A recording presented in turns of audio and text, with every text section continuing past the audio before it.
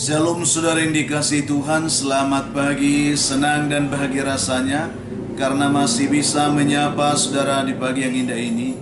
Doa dan harapan saya bahwa saudara semua dalam keadaan sehat, dalam keadaan baik tentunya, penuh dengan sukacita diberkati Tuhan untuk sepanjang hari ini.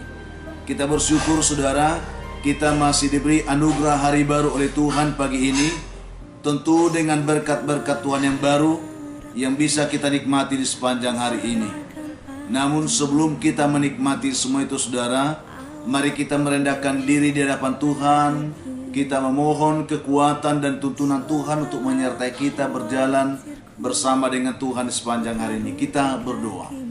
Bapa di surga, terima kasih untuk kebaikan dan kasih setia Tuhan yang sudah menyertai dan memimpin kami sepanjang malam, juga sudah menganugerahkan kepada kami hari baru pagi ini. Berkati dan pimpinlah kami oleh Roh Kudus-Mu ya Tuhan, sehingga kami boleh berjalan dalam kemenangan Kristus di sepanjang hari ini. Dalam nama Tuhan Yesus kami berdoa. Amin.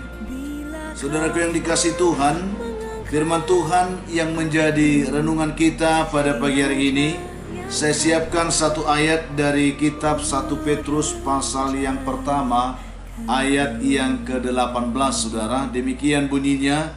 Saya akan bacakan untuk kita, demikian bunyi firman Tuhan.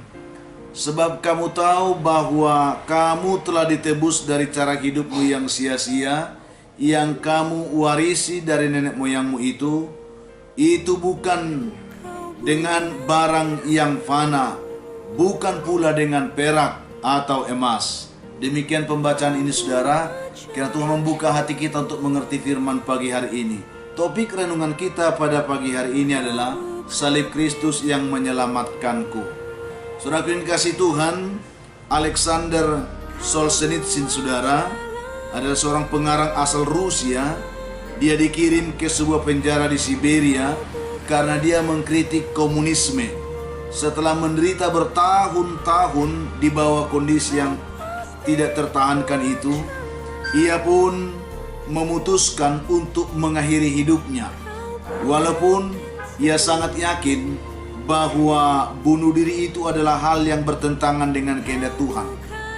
Lalu ia pun berpikir lebih baik jika seorang penjaga yang menembaknya daripada dia harus bunuh diri. Maka pada acara pertemuan narapidana saudara, ia duduk di barisan depan. Ia berencana dalam acara itu untuk bangkit dan berjalan ke pintu keluar untuk sepertinya melarikan diri. Dan dengan harapan seorang penjaga terpaksa harus menembak ataupun membunuhnya. Namun saudara yang dikasihi Tuhan, yang membuat dia sangat terkejut adalah pada saat itu ada seorang narapidana lain yang duduk menghalangi jalan keluarnya. Pria yang tidak dikenalnya itu pun membungkuk pada saat itu, dan ketika Solzhenitsyn memperhatikan apa yang dilakukan oleh pria itu, ternyata betapa terkejutnya dia karena ternyata pria yang bungkuk itu sedang menggambar sebuah salib di tanah. Itu yang dilakukan oleh pria itu saudara. Dan melihat itu tiba-tiba Solzhenitsyn saudara tersadar, dan akhirnya dia membatalkan niatnya dan menetapkan hatinya untuk menerima dan menjalani semua masa hukumannya dengan tabah tentunya, dengan tidak bersungut, dengan ikhlas.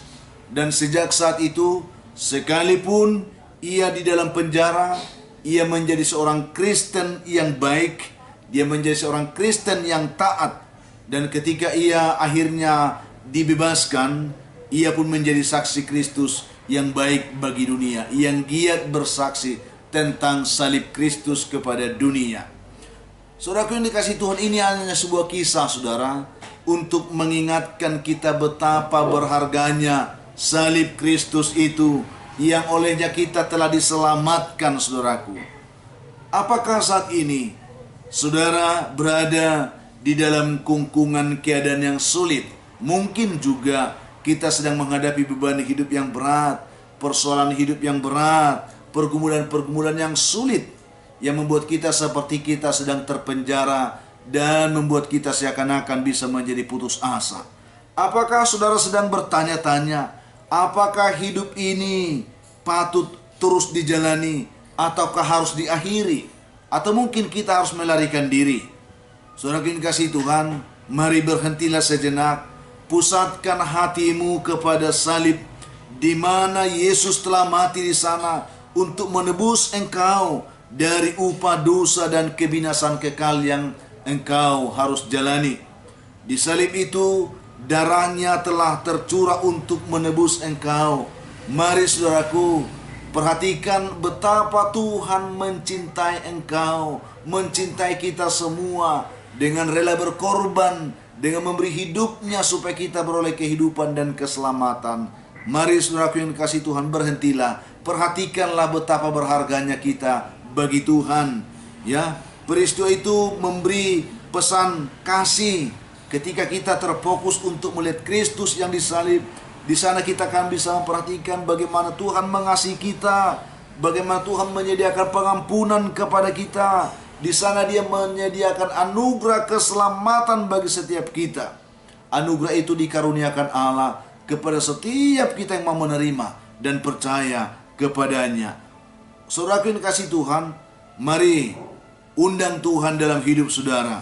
Izinkan Dia memimpin kita untuk menerima semua anugerah itu. Mari perhatikan betapa Tuhan oleh karena kasih-Nya, Ia rela mati di kayu salib itu, supaya engkau dan saya beroleh kehidupan dan keselamatan. Mari saudara yang kasih Tuhan, firman Tuhan yang kita baca pada pagi hari ini mengingatkan dan meneguhkan hati kita akan hal ini, di mana firman Tuhan berkata, sebab kamu tahu bahwa kamu telah ditebus dari cara hidupmu yang sia-sia, yang kamu warisi dari nenek moyangmu. Itu bukan dengan barang yang fana, bukan pula dengan perak atau emas. Artinya lebih mahal daripada itu, saudara. Oleh karena itu ingatlah saudaraku, Tuhan sudah membayar saudara dan saya dengan darah yang mahal, harga yang mahal, bukan dengan perak atau emas, tetapi dengan darah Kristus, darah anak domba Allah yang mahal itu.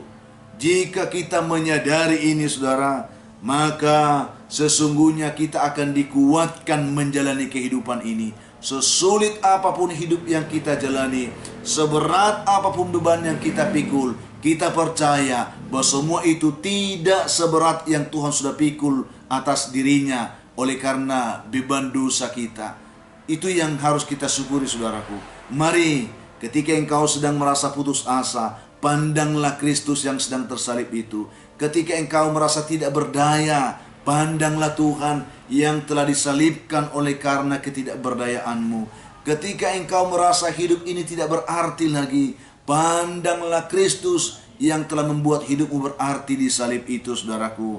Maka tidak ada alasan bagi kita untuk menyerah dalam hidup. Tidak ada alasan bagi kita untuk berputus asa menjalani kehidupan. Kita akan selalu dikuatkan, kita akan selalu diberikan semangat optimisme untuk melangkah, karena bersama dengan Tuhan oleh pengorbanan Kristus kita diberi semangat, kita diberi kehidupan, kita diberi jaminan kemenangan.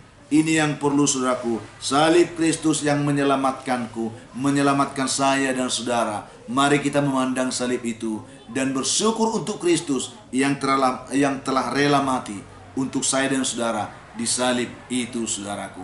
Inilah yang saya sampaikan untuk kita pagi ini.